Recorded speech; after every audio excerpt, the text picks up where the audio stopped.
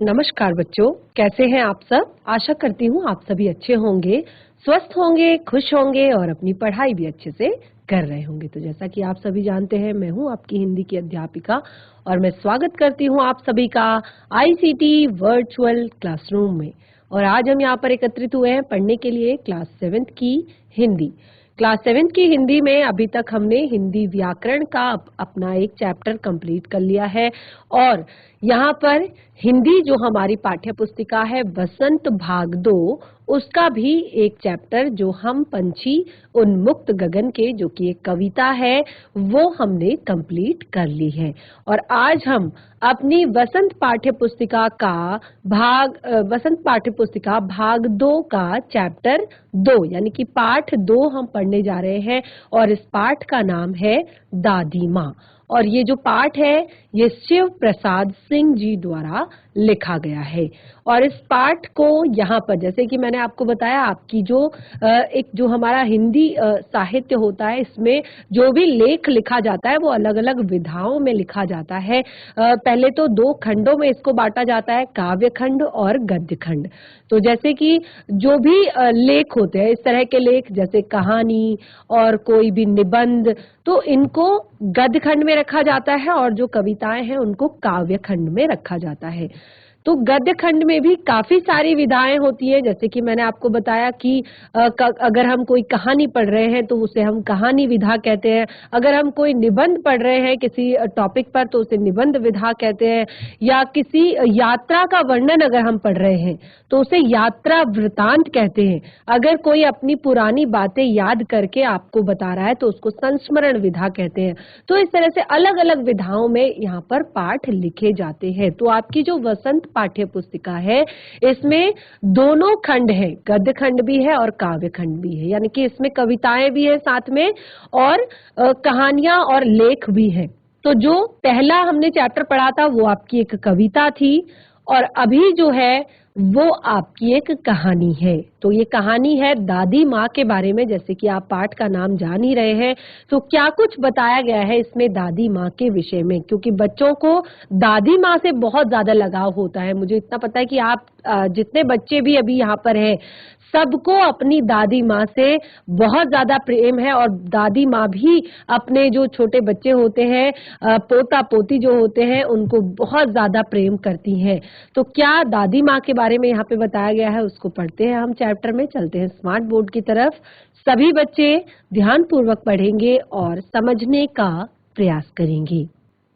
तो जैसे कि आप देख रहे हैं हमारे चैप्टर का नाम है दादी माँ और ये है हमारी वसंत पाठ्य पुस्तिका भाग 2 का चैप्टर 2, पाठ 2। शुरू करते हैं अपना चैप्टर। क्योंकि बच्चे, जैसे कि मैंने कहा, बच्चे अपनी दादी माँ से बहुत ज्यादा प्यार करते हैं। सभी बच्चों को अपनी दादी माँ से बहुत ज्यादा लगाव होता है। तो मैं आशा करती हूँ कि आप एक्साइटेड होंगे, उत्साहित होंगे दादी माँ के विषय में इस पाठ को पढ़ने के लिए। शुरू करते हैं। कमजोरी ही है अपनी, देखिए क यहाँ पर है, कमजोरी ही है अपनी, पर सच तो यह है कि जरा सी कठिनाई पड़ते बीसों गर्मी, बरसात और वसंत देखने के बाद भी मेरा मन सदा नहीं तो प्राय अनमना सा हो जाता है।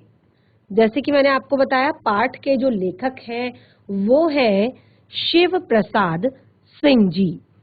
शिव प्रसाद सिंह जी ने ये पाठ लिखा है और शिव प्रसाद सिंह जी क्या कहते हैं कि कमजोरी ही है,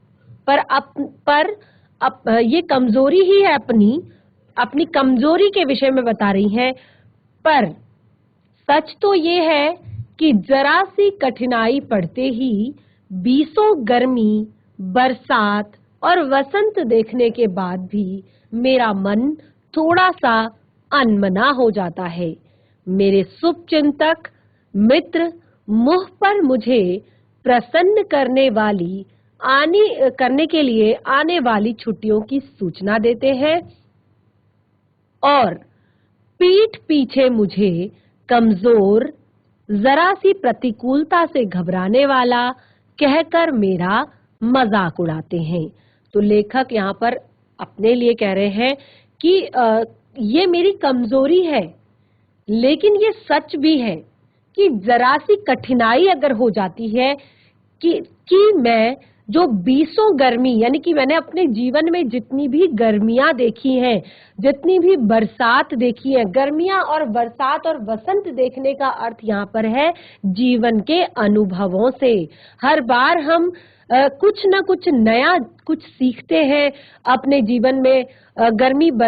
ये अलग अलग ऋतुओं से, ठीक है, अलग अलग ऋतुएं होती हैं, अलग अलग सिचुएशन हमारे सामने आती है, अलग अलग परिस्थितियों से हम टकराते हैं।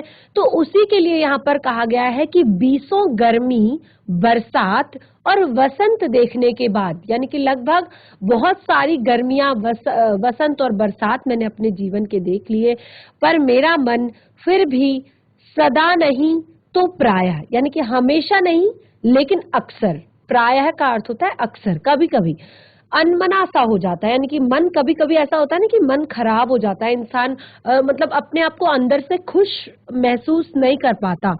तो क्यों नहीं करता? क्योंकि उसके मन में कहीं ना कहीं उसे कोई चीज बुरी लग जाती है, कहीं ना कहीं किसी चीज से वो परेशान होता है, जिसे वो एक्सप्रेस नहीं कर पाता, दूसरों के सामने नहीं रख पाता, व्यक्त नहीं कर पाता। तो वो अंदर ही अंदर अच्छा फील नहीं करता, बहुत अच्छा अनुभव वो अंदर ही अंदर नहीं करता। तो वही बता रहे हैं। और क्यों?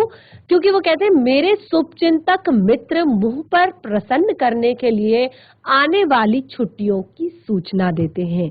मतलब मेरे मुंह के सामने तो वो कहते हैं कि मेरी छुट्टियां आने वाली है, ये है वो है, बहुत सारे प्लान्स करते हैं।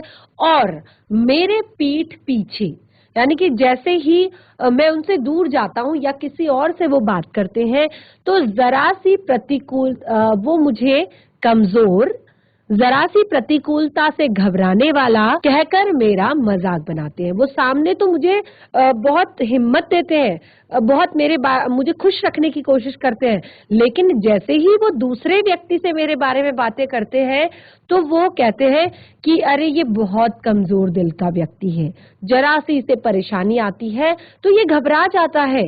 इस तरह की बातें वो मेरे बारे में कहकर मेरी इन सिचुएशंस का, मेरी इन परिस्थितियों का मजाक बनाते हैं। अब कहते हैं मैं सोचता हूं कि अच्छा अब कभी उन बातों को न सोचूंगा, ठीक है जाने दो, सोचने से क्या होता है। पर बरबस मेरी आंखों के सामने शरद की शीत किरणों के समान स्वच्छ शीतल किसी की धुंधली छाया नाच उठती है। क्या कहते हैं लेखक? कि मैं अक्सर ये सोचता हूं कि चलो छोड़ो, मैं अब इन बातों को नहीं सोचूंगा, यानी कि मैं ऐसी बातें सोचूंगा ही नहीं कि जिससे मेरा मन खराब हो, जिससे मैं दुखी हूं अंदर से। और फिर वो कहते हैं कि ठीक है जाने दो, किसी के सोचने से क्या होता है, किसी के या मैं बार बार सोचूंगा तो क्या हो जाएगा मेरे सोचने से। लेकिन वो कहते हैं कि बरबस, यानी कि अचानक ही मेरी आंखों के सामने शरद ऋतु की जो शीत किरणों के समान, जो शीत की किरण आती है के समान स्वच्छ शीतल किसी की धुंधली छाया नाच उठती है। यानी कि ऐसी बातों को सोचकर मेरे सामने एक शीतल छाया, धुंधली छाया आ जाती है। अब वो क्या है, पढ़ते हैं। मुझे लगता है जैसे क्वार के दिन आ गए हैं, मुझे लगता है जैसे क्वार के दिन आ गए हैं। मेरे गांव के चारों ओर पानी ही पानी हिलोरे ले रहा है। मुझे ऐसा प्रतीत होता है, ऐसा फील होता है, मुझे ऐसा प्रतीत होता है कि जैसे क्वार के दिन आ गए हैं, मेरे गांव के चारों ओर पानी ही पानी हिलोरे ले रहा है। दूर के सिवान से बहकर आए हुए मोथा और साई की अधगली घासें, घरेऊ और बनप्याज की जड़ें तथा नाना प्रकार की बरसाती घासों के बीच सूरज के गर्मी में खौलते हुए पानी में सड़कर एक विचित्र गंध छोड़ जाते हैं, जो कि रास्तों में कीचड़ सूख गया है और गांव के लड़के किनारों पर झाग भरे जलाशयों में धमाके से कूद रहे हैं। अपने अपने मौसम की बात होती है। और अब यहाँ पर लेखक क्या बता रहे हैं कि लेखक कहते हैं कि ऐसा लगता है मुझे कि क्वार के दिन आ गए हैं। अब गांव के चारों ओर जो है पानी ही पानी हिलोरे ले रहा है। बरसात जब आती है तो क्या होता है, चारों ओर पानी ही पानी हो जाता है। और वो कहते हैं कि दूर से बांध से, यानी कि दूर से बहकर आए हुए अलग अलग तरह की घासें, अलग अलग तरह के बीज, अलग अलग तरह की जड़ें। आपने देखा होगा जब बारिश का पानी आता है तो वो अपने साथ कितनी चीजें बहाकर लेकर आता है। तो उसी की बात यहाँ पर कर रहे हैं लेखक। और कहते हैं कि फिर उसके बाद एक जो भादों का महीना आता है तो क्या होता है कि बहुत तेज उस टाइम पे गर्मी पड़ती है, और ऊपर से बरसात के बाद की ये गर्मी है तो बहुत ज्यादा उमस होती है। तो वो लेखक कहते हैं कि सूरज की गर्मी से खौलते हुए पानी में सड़कर ये सारी चीजें बहकर आई हैं, एक विचित्र गंध छोड़ देती है। और गांव के लड़के जो होते हैं वो झाग भरे जलाशयों में धमाके से कूदते हैं। और फिर कहते हैं अपने अपने मौसम की बात होती है, यानी कि ये तो सारे मौसम की बात होती है, क्योंकि हर मौसम में, जैसे कि अगली पंक्ति में क्लियर किया है, देखिएगा, आषाढ़ में आम और जामुन न मिले चिंता नहीं, अगहन में चिवड़ा और गुड़ ना मिले दुख नहीं, चैत के दिनों में लाई के साथ गुड़ की पट्टी ना मिले तो अफसोस नहीं। क्योंकि इन सभी चीजों का एक मौसम होता है। जैसे यहाँ पर कहा कि आषाढ़ में आम व जामुन ना मिले, तो आषाढ़ का महीना जो होता है, ज्येष्ठ और आषाढ़ के महीने में क्या होता है, ज्येष्ठ और आषाढ़ के महीने में आम और जामुन, इन सब ये जो फल होते हैं ये बहुत ज्यादा प्रचुर मात्रा में मिलते हैं। ये फल इस टाइम पे पकते हैं। लेकिन लेखक कह रहे हैं कि ना मिले तो इस बात का हमें अफसोस नहीं है, पर क्वार के दिनों में इस गंध भरे झाग भरे जल में कूदना न हो तो बड़ा बुरा मालूम होता है। मैं भीतर हुड़क रहा था, एक एक दिन ही तो कूद सका था, नहा धोकर बीमार हो गया था। लेखक अपने बचपन की बातें बता रहे हैं कि जब वो बचपन में इस झाग भरे जल में कूदे थे, क्योंकि बाहर बहुत गर्मी है और उसके बावजूद आप अगर नदी में कूदोगे, वो भी जो जल से भरी हुई नदी है और गर्म पानी से भरी हुई नदी है, तो उसमें क्या होगा कि आप बीमार पड़ जाओगे। तो लेखक यही कहते हैं कि मैं एक दो दिन ही तो कूद सका था, क्योंकि उसके बाद मैं बीमार पड़ गया था। तो लेखक कहते हैं हल्की बीमारी न जाने क्यों मुझे अच्छी लगती है। वो कहते हैं कि हल्की हल्की बीमारी हो जाए तो वो मुझे अच्छी लगती है, क्योंकि थोड़ा थोड़ा ज्वर हो, सर में साधारण दर्द हो और खाने के लिए दिन भर नींबू और साबू हो। लेकिन इस बार ऐसी चीज नहीं थी। ज्वर चढ़ा तो चढ़ता ही गया, रजाई पर रजाई, और उतरा रात 12 बजे के बाद। तो लेखक कहते हैं कि जो हल्का फुल्का ज्वर होता है, हल्का फुल्का बुखार मुझे बहुत पसंद है, क्योंकि सर में भी बहुत साधारण दर्द होता था और खाने के लिए रेस्ट उस दिन मिल जाया करता था और दिन भर अच्छी अच्छी चीजें खाने के लिए मिला करती थी। लेकिन वो कहते हैं कि मतलब ये जो ज्वर था ये हर बार की तरह नहीं हुआ, ये चढ़ा तो चढ़ता ही गया, यानी कि टेम्परेचर बढ़ता ही गया, बहुत ज्यादा ज्वर हो गया और रजाई पर रजाई चढ़ती गई, यानी कि रजाई बहुत ज्यादा ठंड होने लगने लगी और रात 12 बजे जाकर उतरा। तब कहते हैं दिन में मैं चादर लपेटे सोया था और दादी माँ आई, शायद नहाकर आई थी उसी झाग वाले जल में। तो लेखक कहते हैं कि जब दिन में मैं चादर लेकर सोया हुआ था तो मेरी दादी माँ मेरे पास आई और वो शायद नहा धोकर आई थी और उसी झाग वाले जल में। दुबले पतले स्नेह सने शरीर पर सफेद किनारीहीन धोती, उनकी दादी माँ जो थी, दादी माँ की उम्र काफी ज्यादा हो चुकी थी, दुबला पतला उनका शरीर था। उस पर उन्होंने एक सफेद किनारीहीन धोती पहनी थी। किनारीहीन धोती यानी कि जिसका बॉर्डर नहीं था, कोई भी बॉर्डर लाइन उस धोती पर नहीं थी। और सन से सफेद बालों के सिरों पर छत टपके हुए जल की शीतलता आते ही उन्होंने सर पेट छुए। और उसके बाद उनकी दादी आई, उन्होंने सबसे पहले सर छुआ और उनका पेट छुआ, देखने के लिए कि इनका फीवर, इनका बुखार उतरा है कि नहीं।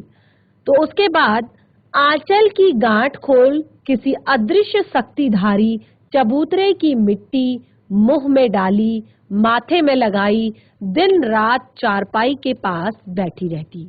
तो ये आप लोगों के साथ भी जरूर होता होगा, क्योंकि सब बच्चों की जो दादी होती है उनसे बहुत ज्यादा प्यार करती है।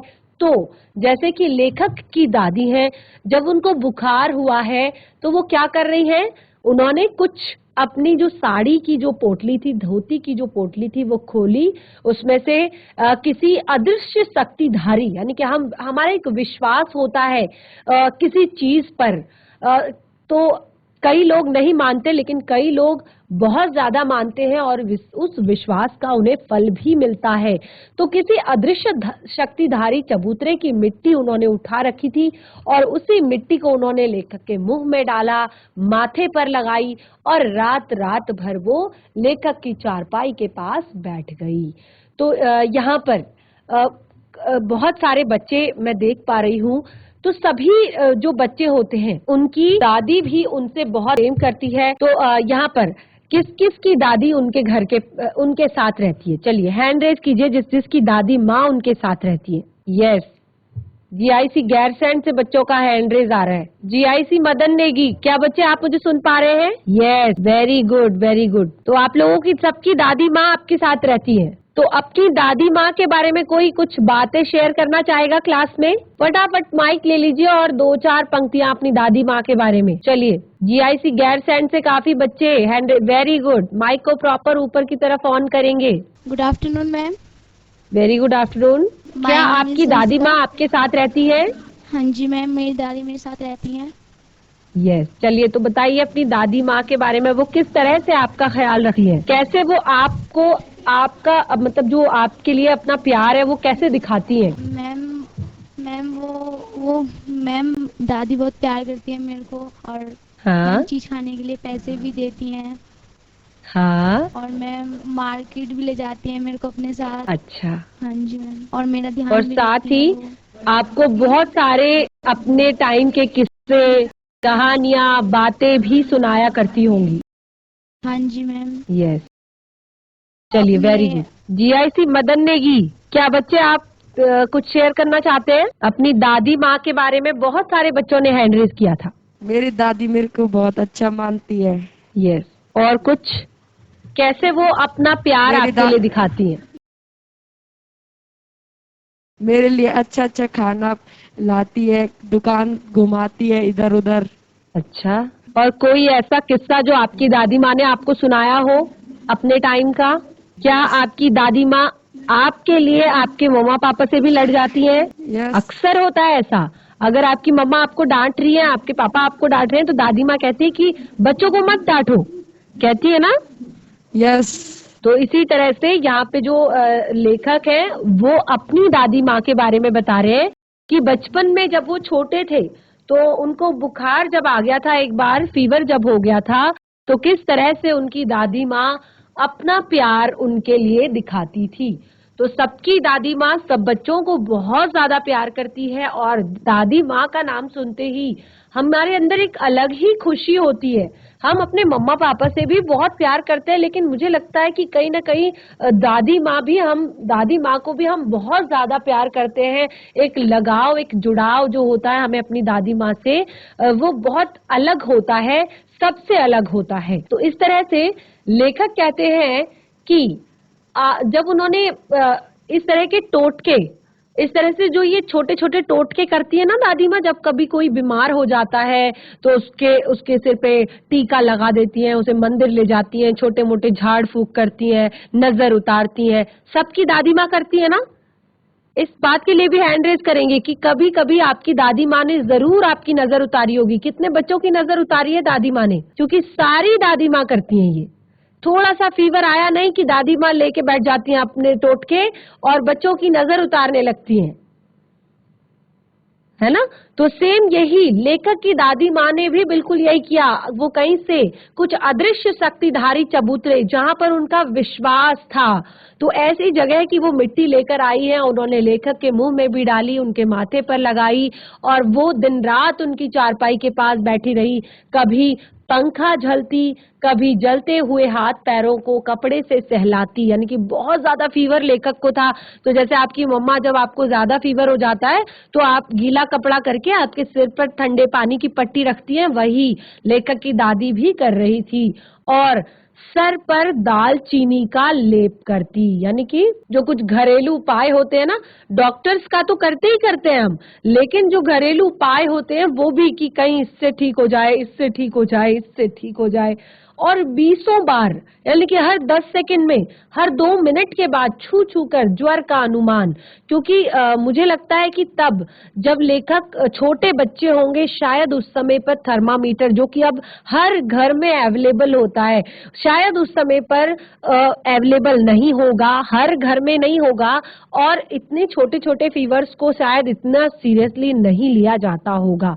तो लेखक कहते हैं कि हांडी में पानी आया नहीं कि उसे पीपल की छाल से छौंका नहीं, खिचड़ी में मूंग की दाल एकदम मिल तो गई है, कोई बीमार है घर में सीधे बाहर से आकर नहीं तो नहीं चला गया। देखिए दादी माँ के ये नुस्खे आपको याद आ रही होंगी, सारी पंक्तियां ध्यान से सुनिए। देखिए कि हांडी में पानी आया कि नहीं, उसे पीपल की छाल से छौंका कि नहीं, मूंग की दाल एकदम मिल तो गई है ना। खिचड़ी बनाई जाती है ना जब घर में कोई बीमार हो जाता है, तो खास तौर पे बच्चों का तो बहुत ज्यादा ध्यान रखा जाता है, उन्हें मूंग दाल की पतली सी खिचड़ी उन्हें खिलाई जाती है।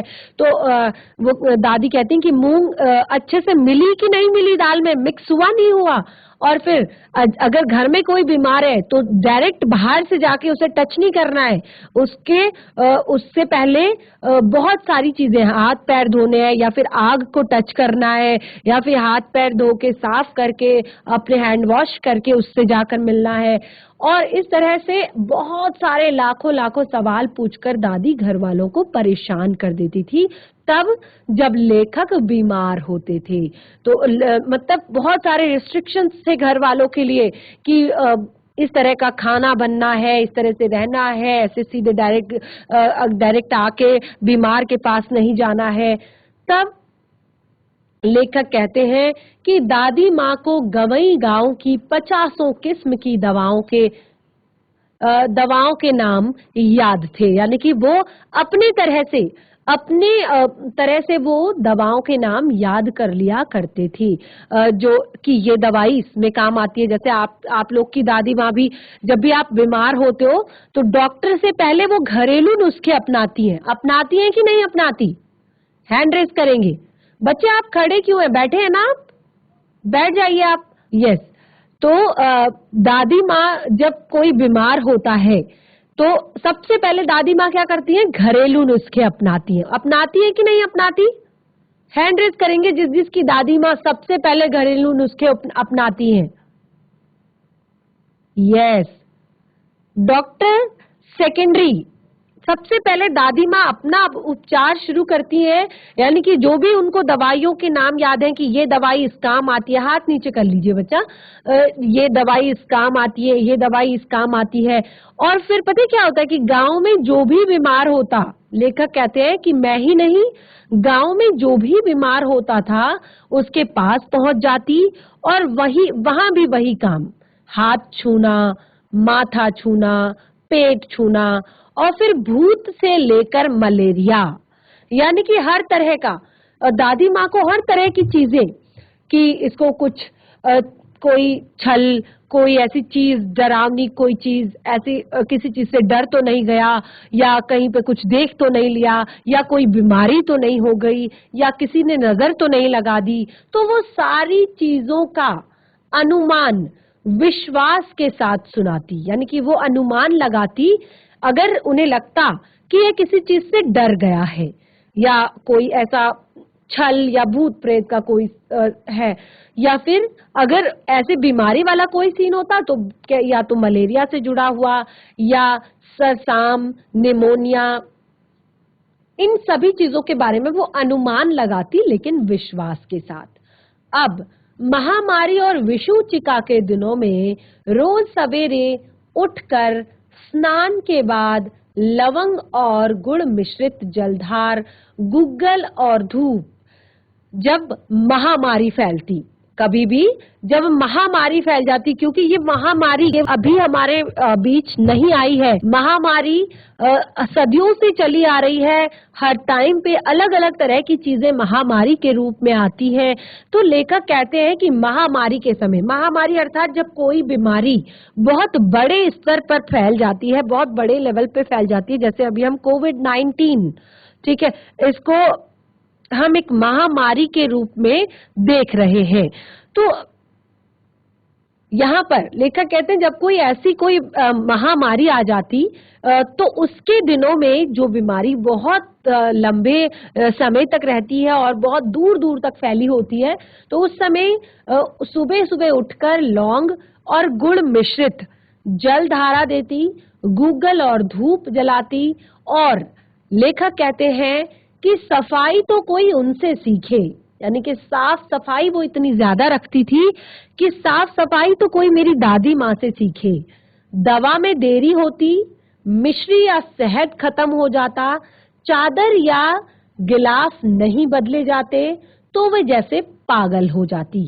यानी कि अगर किसी बीमार की देखभाल में कोई गलती हो जाती, गलती से भी कोई चूक हो जाती, जैसे कि दवा देने में देरी हो जाती, या मिश्री या शहद जिसके साथ दवाई दी जा रही है वो संसाधन खत्म हो जाता, चादर या गिलाफ, मरीज के चादर या गिलाफ यानी कि तकिए कवर, तो मरीज के अगर चादर या गिलाफ रोज नहीं बदला जाता या एक दिन छोड़ के नहीं बदला जाता तो वो जैसे गुस्से से पागल हो जाती।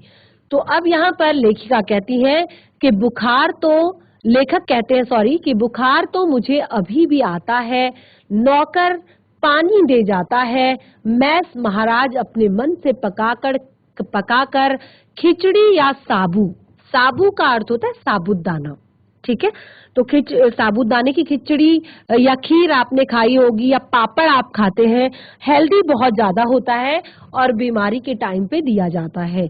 तो लेखक कहते हैं कि बीमार तो मैं अभी भी होता हूँ, लेकिन नौकर पानी देकर चला जाता है, मैश महाराज यानी कि जिन्होंने किचन संभाला हुआ है मेरा, जो मेरे रसोइये हैं, वो मुझे अपने मन से पकाकर खिचड़ी या साबूदाना दे जाते हैं, क्योंकि उन्हें पता है ये अभी बीमार हैं, ठीक है। और डॉक्टर साहब आकर मेरी नाड़ी देख जाते हैं और कुनेन मिक्सचर की सीसी, तिताई के डर से बुखार भी भाग जाता है। कुनेन जो मलेरिया की दवा के रूप में दी जाती है, ठीक है, ये एक वृक्ष की छाल होती है, उससे ये मिक्सचर बनाया जाता है, ये दवाई बनाई जाती है, बहुत ही ज्यादा कड़वी होती है और ये मलेरिया, डेंगू आदि के बुखार में दी जाती है। और लेकिन लेखक कहते हैं पर न जाने क्यों ऐसे बुखार को बुलाने का जी नहीं होता है। जैसे कि लेखक ने कहा है ना कि बचपन में उन्हें कम कम बुखार होना बहुत अच्छा लगता था, कि वो थोड़ा सा बुखार में पड़ जाएं तो उन्हें बहुत अच्छा लगता था कि वो बीमार पड़ जाएं या उन्हें बुखार आ जाए। तो बच्चों, आज हमने यहाँ पर दादी माँ से जुड़ा हुआ ये पाठ पढ़ा और आप देख सकते हैं कि इसमें जो कुछ भी बातें लिखी हुई है, जो कुछ भी इस पाठ में हमें बताया गया है, आप अगर ध्यान पूर्वक पढ़ेंगे तो आप इस चैप्टर को अपने आप से कनेक्ट पाएंगे। ऐसा लगेगा कि आप अपने घर के बारे में, अपने दादी माँ के बारे में या अपने माता पिता के बारे में यहाँ पर पढ़ रहे हैं। तो दादी माँ का एक किस तरह का नेचर था, किस तरह का स्वभाव था, वो आप देख रहे हैं। इस पाठ को कंटिन्यू करेंगे हम अपने नेक्स्ट सेशन में कि आगे का जो व्यवहार है वो किस तरह से दर्शाया गया है लेखक के द्वारा। तो इसको घर पर जरूर एक बार रिवाइज करें। आज का सेशन हमारा यहीं पे समाप्त होता है। हम मिलेंगे अपने नेक्स्ट सेशन में। तब तक के लिए धन्यवाद। आपका दिन शुभ हो।